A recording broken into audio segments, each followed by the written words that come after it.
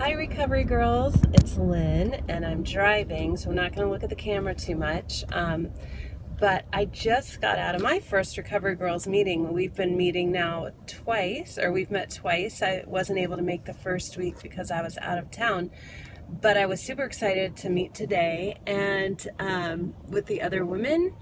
And if you're in the Indianapolis area, I would highly recommend you come to the 12 o'clock meeting on Fridays at Northview Church in Carmel. It's a great time, and you're sure to learn a lot.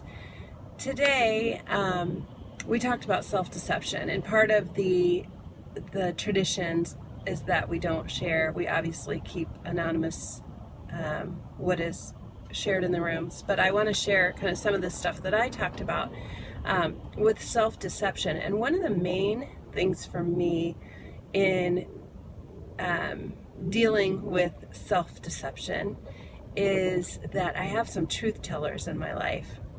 And a lot of you, especially if you are very independent, which I can tend to be, think that you can solve everything on your own. You don't need anybody else to help you through your deceptions or to your character flaws and what you may be deceiving yourself on.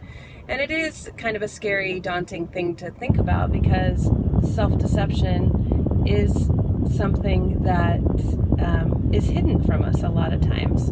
So there's two things that really hit me today as I was thinking about this topic, and that was that the importance of meetings, to go to meetings. I said, I have truth tellers, and one of those truth tellers is not in recovery, but is really good or knows me well and is able to kind of point out some of these character defects, and I have to be willing to listen.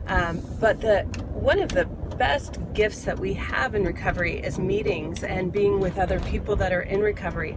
And not that in most meetings there's no crosstalk. This is so bouncy, I'm so sorry. And most meetings there's no crosstalk, so they're not going to point out to you that you're being